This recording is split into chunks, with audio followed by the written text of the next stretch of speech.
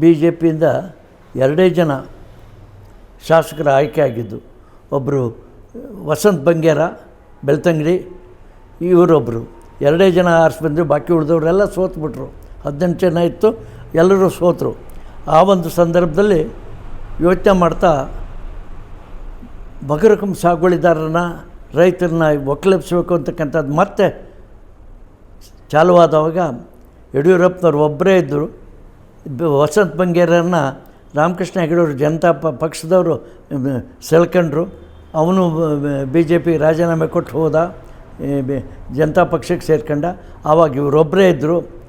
Assembly ಒಳಗೆ ಆ bill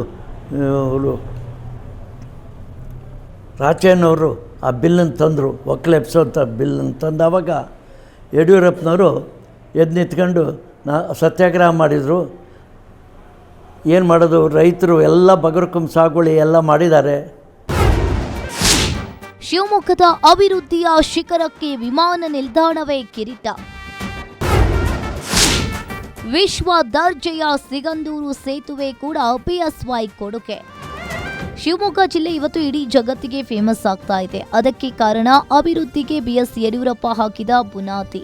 ಅಭಿವೃದ್ಧಿಯ ಸಾಲಿನಲ್ಲಿ ಮೊದಲಿಗೆ ನಿಲ್ಲೋದು ಅಂತಾರಾಷ್ಟ್ರೀಯ ಮಟ್ಟದ ವಿಮಾನ ನಿಲ್ದಾಣ. ಸರಿಸುಮಾರು 250 ಕೋಟಿಗೂ ಅಧಿಕ ಖರ್ಚಿನಲ್ಲಿ ತಲೆ ಎತ್ತಿರೋ ಏರ್ಪೋರ್ಟ್ ಅನ್ನ ಜಿಲ್ಲೆಯ ಯಾವೊಬ್ಬ ನಾಯಕನೂ ಕೂಡ ಕಲ್ಪನೆ ಕೂಡ ಮಾಡಿರಲಿಲ್ಲ. ಅಂತಹ ಕಲ್ಪನೆ ಮಾಡಿದವರಲ್ಲಿ ಮೊದಲಿಗರು ಬಿಎಸ್ವೈ ಮಾತ್ರ.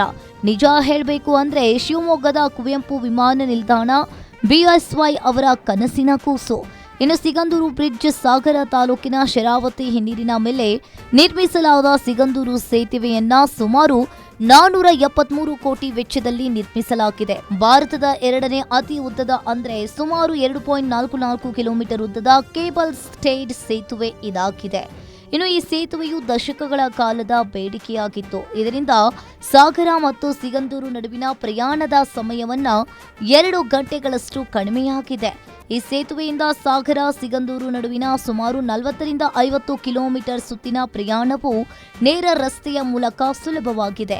ಇದರ ಜೊತೆಗೆ ಶರಾವತಿ ಹಿನ್ನೀರಿನ ಸುಂದರ ನೋಟವನ್ನ ಒದಗಿಸುವ ಈ ಸೇತುವೆ ಪ್ರವಾಸಿಗರಿಗೆ ಮತ್ತು ಪ್ರಸಿದ್ಧ ಸಿಗಂದೂರು ಚೌಡೇಶ್ವರಿ ದೇವಸ್ಥಾನಕ್ಕೆ ಬರುವ ಭಕ್ತರಿಗೆ ಪ್ರಮುಖ ಆಕರ್ಷಣೆಯಾಗಿದೆ. ಈಗ ಶಿವಮೊಗ್ಗ ಜಿಲ್ಲೆಗೆ ಬಂದರೆ ನಾನು ಯಾವಾಗಲೂ ಹೇಳ್ತೀನಿ, ಎಲ್ಲವೂ ಸ್ವಾಭಾವಿಕವಾಗಿ ನಡೆಯುತ್ತೆ. ಆದರೆ ಅಸ್ವಾಭಾವಿಕ ಅಂದರೆ ಇಲ್ಲಿ ಏರ್ಪೋರ್ಟ್ ಆಗಿರೋಂಥದ್ದು. ಏರ್ಪೋರ್ಟು ಕಲ್ಪನೆ 900 ಎಕರೆ ಜಾಗದಲ್ಲಿ 870 ಎಕರೆ ಜಾಗದಲ್ಲಿ ಕಲ್ಪನೆ ಮಾಡ್ಕೊಳ್ಳೋಕ್ಕಾಗಲ್ಲ. ಇವತ್ತು ಆ ಜಮೀನನ್ನು ಕೊಂಡ್ಕೊಳ್ಳೋಕ್ಕಾಗಲ್ಲ.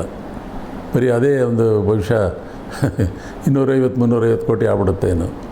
ಈಗಿನ ಲೆಕ್ಕದಲ್ಲಿ ತಗೊಂಡ್ರೆ 824 2400 ಕೋಟಿ ಆಗುತ್ತೆ. 3 ಕೋಟಿ ಅಂತ ಇವತ್ತಿನ ಲೆಕ್ಕ ತಗೊಂಡ್ರೆ. ಮತ್ತು ಆ ಸಿಗಂದೂರು ಸೇತುವೆ ಒಂದು ವಿಶೇಷವಾಗಿ ಯಡಿಯೂರಪ್ಪನವರು ಪ್ರಾರಂಭ ಮಾಡಿದ್ರೂ ಅದರ ಏನು ಆ ವಿನ್ಯಾಸ ಅದನ್ನು ಫರ್ದರ್ ಅದು ರಾಘವೇಂದ್ರ ಅವರು ಯೋಗ ಅನ್ನೋಗೆ ಅಲ್ಲಿ ಕೇಂದ್ರದಲ್ಲಿ ಸಂಸದರಾಗಿದ್ದರು. ಅವರ ಒಂದು ಏನು ಅವ್ರಿಗೂ ಕೂಡ ಇವರು ಶಕ್ತಿಯನ್ನು ಜೋಡಿಸಿ ಅದು ಆಗಾಗ ಮಾಡಿದ್ದು. ಹೀಗೆ ಹೋರಾಟ, ಅಚಲ ನಂಬಿಕೆ, ವಿಶ್ವಾಸ, ಗುರಿ, ಛಲ, ಅಭಿವೃದ್ಧಿಯ ಹಠ ಹೊಂದಿರೋ ಬಿಎಸ್ ಯಡಿಯೂರಪ್ಪನವರಿಂದ ಇಡೀ ಶಿವಮೊಗ್ಗ ಜಿಲ್ಲೆ ಇವತ್ತು ಉನ್ನತ ಸ್ಥಾನದಲ್ಲಿದೆ. ಇಂತಹ ಶಿವಮೊಗ್ಗವು ಸ್ಮಾರ್ಟ್ ಸಿಟಿ ಯೋಜನೆಯಡಿ ಶಿವಮೊಗ್ಗ ಸ್ಮಾರ್ಟ್ ಸಿಟಿ ತುಂಗಾ ನದಿ ತೀರದ ಅಭಿವೃದ್ಧಿ ಮತ್ತು ಮೂಲ ಸೌಕರ್ಯ ವಿಸ್ತರಣೆಯೊಂದಿಗೆ ವೇಗವಾಗಿ ಅಭಿವೃದ್ಧಿಯನ್ನ ಹೊಂದುತ್ತಾ ಇದೆ. ಫ್ಲೈಓವರ್, ಒಳಚರಂಡಿ ಮತ್ತು ಉದ್ಯಾನವನಗಳ ಸುಧಾರಣೆ ನಡೀತಾ ಇದೆ. ಮಲೆನಾಡಿನ ಪ್ರವೇಶ ದ್ವಾರವಾಗಿ ಪರಿಸರ ಸ್ನೇಹಿ ನಗರೀಕರಣಕ್ಕೆ ಒತ್ತು ನೀಡಲಾಗಿದ್ದು, ಅದೆಲ್ಲದಕ್ಕೂ ಕೂಡ ಕಾರಣ ಒನ್ ಆ್ಯಂಡ್ ಓನ್ಲಿ ಯಡಿಯೂರಪ್ಪ ಮಾತ್ರ.